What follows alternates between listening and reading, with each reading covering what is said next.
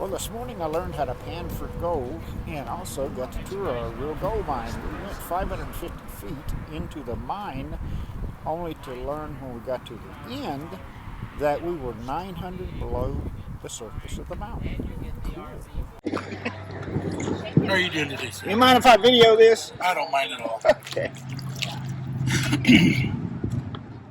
So the first thing I'm going to tell you is we're going to let one pan float. Uh-huh.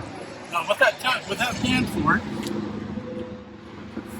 is for all the little gems that you're going to want to find. Oh, yeah. That's called unikite. Uh-huh. You throw it right in that little pan. Now as you're panning your material and you find more, you can just throw them right in there. Cool. Okay, now if you find a piece of gold, you down to the bottom, you leave a little water in here. Now you pull your gold right out of here, stick it right in there. Okay. Now you got one pan to deal with instead of two, right? Right. So what you're going to do is you can take this pan with your gold and your rocks in it. There's little bags over there on the wall. Uh-huh. That's about the amount of rock you want everybody to take with them. Okay. And then right in the cabin window up on the front porch there, there's a little index card. It's got the rock and the name of the rock. Okay. For the most part. So that's what we do with our rock. Now our gold, it's a little bit different. You heard a gold pan before? No. Yeah, perfect. So these two little ribs here, they only go halfway around the pan. Now make sure I tell you that because a lot of people use this side. We don't want to use this side. But I always catch people using the thumb hole. Right? What the thumb hole does is as you wash and then you go to pan out, everything slides out of your pan. Yeah. We want to make sure we use that ribs. Mm-hmm. Now gold being 19 times heavier than everything else, gold's going to be where? On the heavy bottom. In the bottom. So we're going to use our pan, not our hands. We're going to dig a little hole.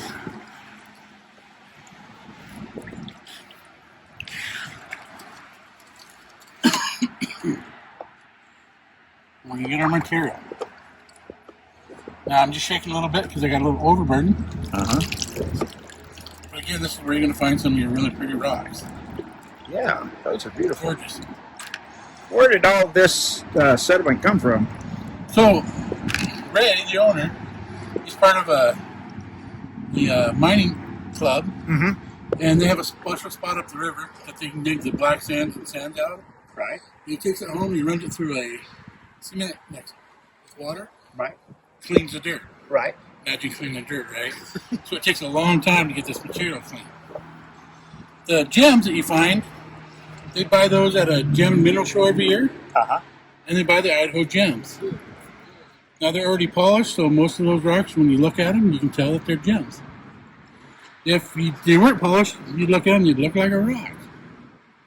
So these are already polished then? Yes, these are already polished. Mm-hmm. Then the gold comes from about 20 miles up the creek, up our river. There's some people out there that have a placer mine, and we buy the gold from them and put the Idaho gold in there. So we put the rock, the gold in here, in the sand, and this is what started everything. Ah. Now, the way I teach everybody to do it is a little bit different. I use a penny. Now, the reason I use a penny is it teaches me, it helps me teach you how gold works in your pan. Thanks, guys. Have a great summer. If your material's too dry, no matter how much you shake that, how hard you shake that, that penny's just going to sit there. Right. Well, guess what the gold's doing? Sitting there. Sitting there. Now we want to make sure Hey, I'm that, 2 for 2. we want to make sure that gold goes to the bottom, right? Uh-huh. So now we're going to get it wet. Now as soon as we start shaking it, Okay, yeah. that penny drops. Okay. So we're dropping all the heavies to the bottom, bringing all the light stuff to the top. Now to find gold, it's layer by layer. Now when I say layer by layer, I actually mean layer by layer. There's a blue one, Oh, that's pretty. green one,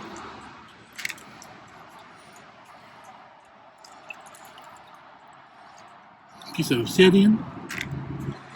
Okay, so water is the key. Well, I always keep my pan in the water. So I'm going to do a little wash here. Now the important thing is we're going to stop shaking. We don't want to shake the material out. We want to just wash off that top layer. We're trying to keep everything in the bottom right where it's at and just wash off the top and keep working our way down. Mm-hmm. So we're going to tip, let that water come in, And just pull that top layer off. Now again, this is where you start finding some pretty rocks. That's a beautiful clear one there. That there's an agate. Agate, okay. Yep. You answered my question before I could ask. What that?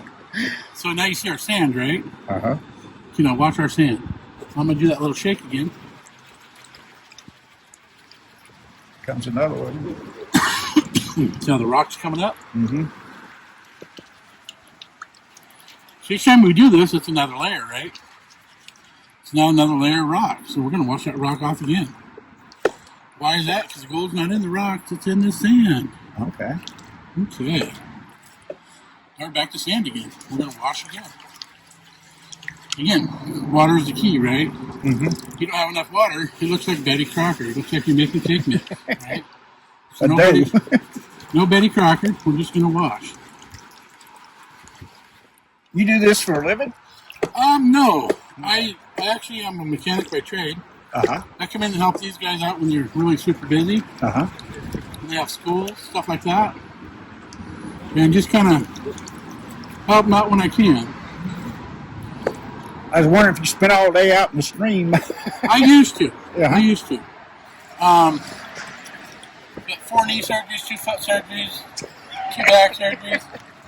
4 knee surgeries, 2 foot surgeries, 2 back surgeries, and a neck surgery. Yeah, I don't walk around on those big rocks like I used to. Or bend. Or being bent over that long, yeah.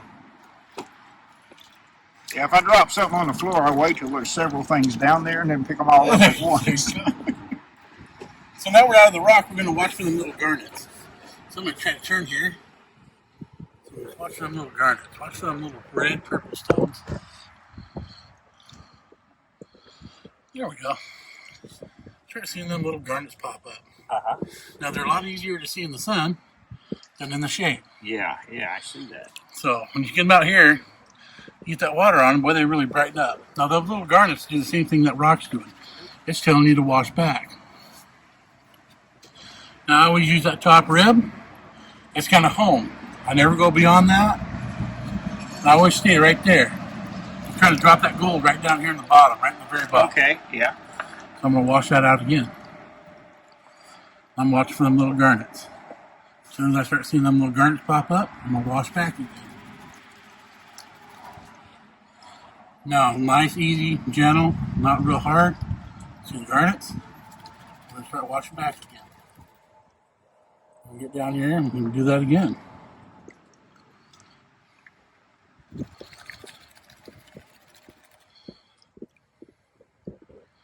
So my washing has been pretty good here lately. I haven't had a whole lot of big rocks in the bottom. Mm-hmm. But when you do get rocks in the bottom, now you don't want to just grab. Everything sticks to your finger.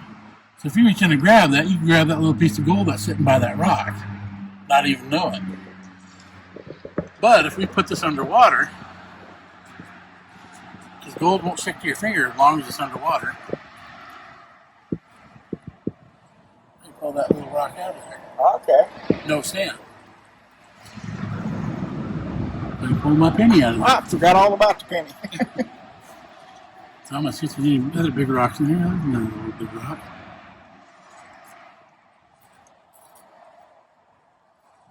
Kind of working the material down. Okay. Are there still guys that do this Yes. for a living? Yes, there certainly is. So right up the road here, right from where we were at, there's a transfer station. A what? Transfer station? Yep. The dump. Right across the street from that dump, you see a great big green building and a lot of fresh dirt. Okay. Well, those guys bought a claim that come up for sale. One summer, all they did was pan. Stayed there all summer and pan. Made enough money, through the gold they found, they put up a little building. Now, what that little building did, it gave them a place to store material. They could pan in the wintertime. Okay? Smart. Heck yeah. So as they panned in the wintertime, they made enough money through that summer and winter. The next year, they put up a big building. Now, they didn't just put up a big building, they put a big building right over that little building. So they made that little building the gold room, the big building for their equipment. You know, shaker tables, whatever else they have in there. Well, that was about 6 years ago they started that. I think they have 6 or 7 guys working for them now. So they're just Rocking on. yeah. And all they did is went in and paid for a little mining claim. So yeah, you still can do that. So now we got about a tablespoon or so of material. We got just enough water to cover it. We're going to go side to side. Now as we go side to side, we want to make sure the whole pile moves. And what I mean by that is, a lot of times you start shaking that, you'll only see the sides. You have a big hump right in the middle. And we don't want that big hump, so we're just going to shake. We're going to keep shaking it a tip back. See how it spreads it out? Now we only want to go about halfway. Now, too much water blows everything apart. Okay? Not enough water doesn't move nothing. So we're going to wash that light color sand off first. So I'm going to take that water, wash up there. I like to just tip it back. So it's nice and gentle. There's our first little piece of gold right there. Wow. So I'm going to take that first little piece of gold. Just stick it right there. It's just a speck. Just a speck. Big speck of gold. Now that little speck of gold is what started everything though, see? So I always have people come here and they're always asking, are there nuggets in here? No, no nuggets. We're going to find this is just a learning tool. Now, if you go back in time, now there's another piece. So that black sand just hides that? Right there. Oh, yeah. So that black sand hides a lot of gold. So you want to make sure you work through that black sand really well. And then we got one more right there. Sure. You see how it's that yellow color? So that yellow color is the big part of it. That's the key. So now we can move them. I took all the water away from them. Now I can touch that gold. And do adhesion. Right there, now it's stuck to my finger. Now we got 3 pieces of gold in there. Yeah, 3 pieces of gold in there. Oh, there's another little one right there. I'll pick that little booger up. Put it right there too. So now we can go back through our pile again. The nice thing about the pile is, because of the sand, if the gold was sitting on the sand, kind of like, if I can see it again.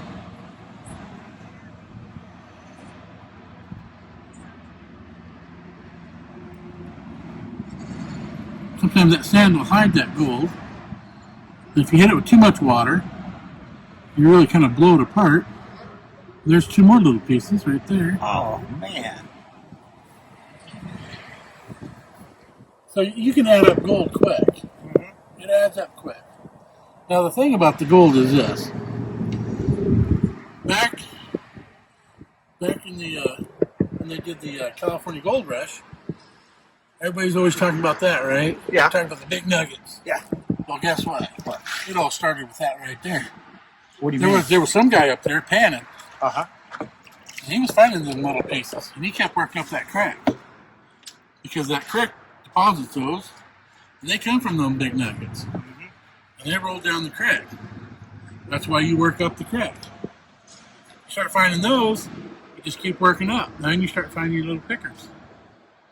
Once you start finding your little pickers, then you look for that nice coarse gold.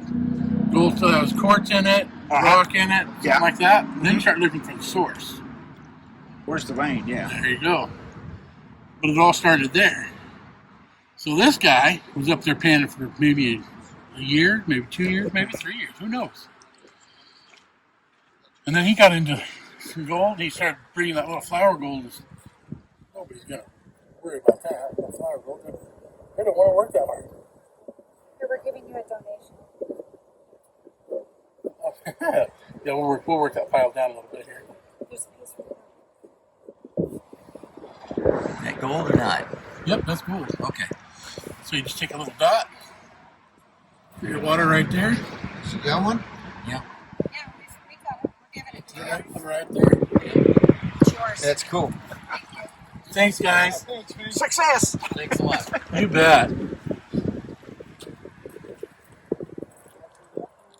Yeah, there's a shiny piece. There. Yeah, that's pyrite. Oh. So it's that silverish color. Uh-huh. Okay. Yep. I see you got another piece right there. And he didn't even wash it off yet. So anyways, Thank you. so the gold rush. So, Okay. all right. So the gold rush, right? So he was doing that. Well, he started finding them little pickers. Well, as soon as he started bringing them little pickers to town, people started noticing. He started buying more flour, more salt, more sugar, right? Tools, maybe. Well, then somebody was going to follow him. They're going to find out where he was at. Well, when they found where he was at, they went and put a mine claim up above him. Well, that guy had already done all the legwork. Now they can go in there, they're already into pickers in little chunks. So they didn't have to mess with that little flour gold. Oh, man. So once they started bringing them bigger chunks into town, word got out. Now when word got out that, hey, they're finding these big chunks up there, guess what? Everybody went. But it all started right there. Little bitty flakes of Little gold. bit of flakes. What's your Little name? flour. Rich. Rich, I'm Rick. How's it going, Rick? Thank you very much. You bet. Now, let's go in here to the mine. And that, my friends, will be the next video. Stay tuned.